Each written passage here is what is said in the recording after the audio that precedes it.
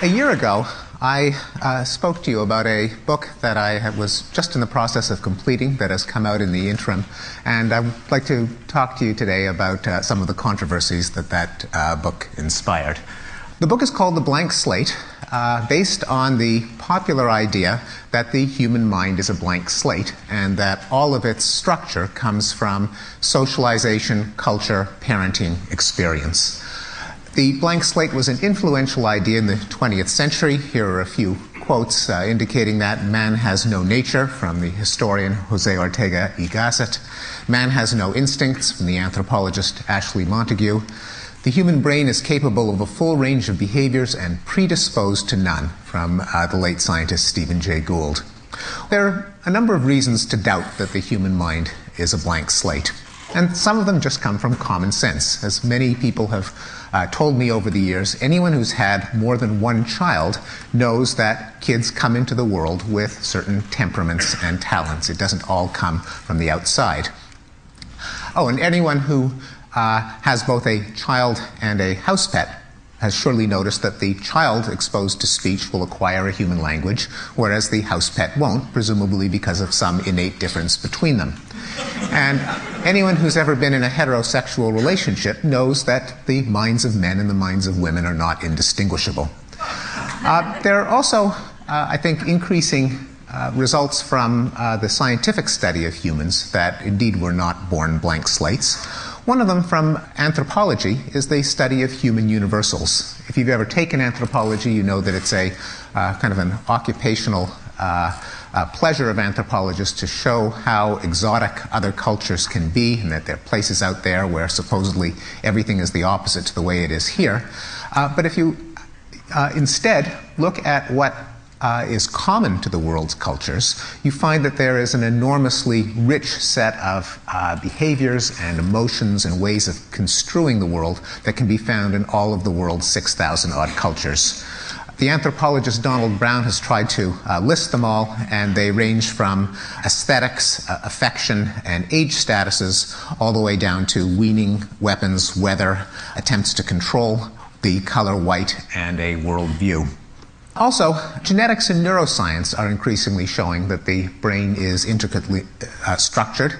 This is a recent study by the neurobiologist Paul Thompson and his colleagues, in which they, using MRI, measured the distribution of gray matter, that is the outer layer of the cortex, in a large sample of pairs of people. And they coded correlations in the thickness of gray matter in different parts of the brain using a false color scheme in which no difference is coded as purple, and any color other than purple indicates a statistically significant correlation. Well, this is what happens when you pair people up at random. By definition, the two people picked at random can't have correlations in the distribution of gray matter in the cortex. This is what happens in people who share half of their DNA, fraternal twins. And as you can see, large amounts of the brain are not purple, showing that if one person has a thicker bit of cortex in that region, so does his fraternal twin. And here's what happens if you get a pair of people who share all of their DNA, namely clones or identical twins. And you can see huge areas of cortex where there are massive correlations in the distribution of gray matter.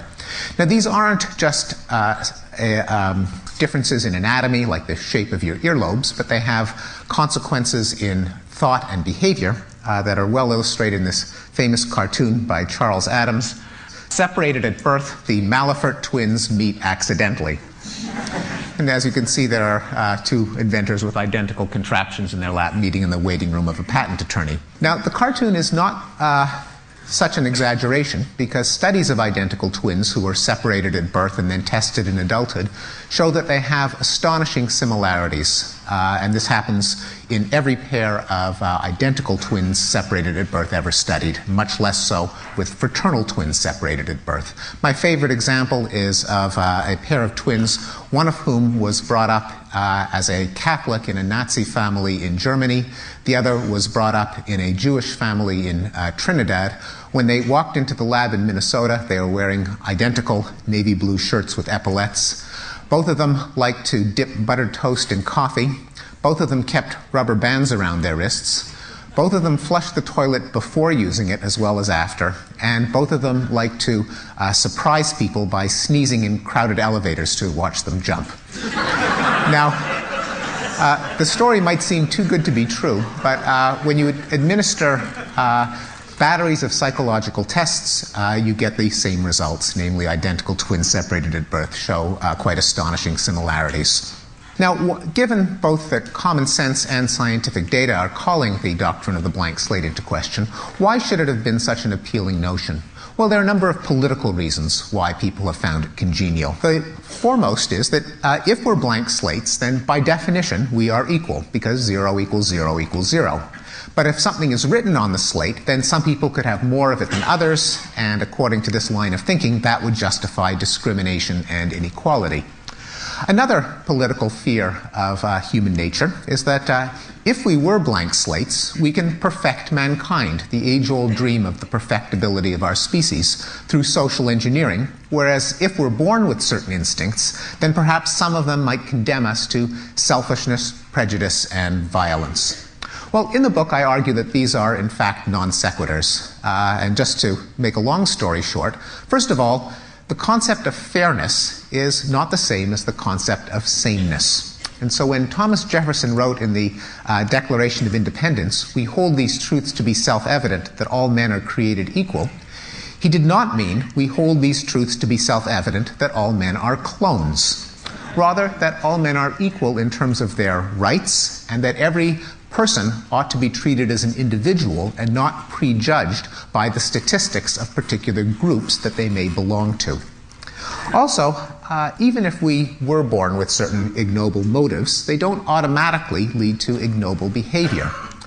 And that is because the human mind is a complex system with many parts, and some of them can inhibit others. For example, there's excellent reason to believe that virtually all humans are born with a moral sense. And we have cognitive abilities that allow us to profit from the lessons of history. So even if people did have impulses towards selfishness or greed, that's not the only thing in the skull, and there are other parts of the mind that can counteract them. And in the book, I go over controversies such as this one and a number of other hot buttons, hot zones, Chernobyls, third rails, and so on, including the arts, cloning, crime, free will, education, evolution, gender differences, God, homosexuality, infanticide, inequality, Marxism, morality, Nazism, parenting, politics, race, rape, religion, resource depletion, social engineering, technological risk, and war. And needless to say, there were certain risks in taking on these subjects. When I wrote a first draft of the book, I circulated it to a number of colleagues for comments, and here's some of the reactions that I got. Better get a security camera for your house. Don't expect to get any more awards, job offers, or positions in scholarly societies. Tell your publisher not to list your hometown in your author bio. Do you have tenure? Well, the book came out in October, and nothing terrible has happened. Unlike there was indeed reason to be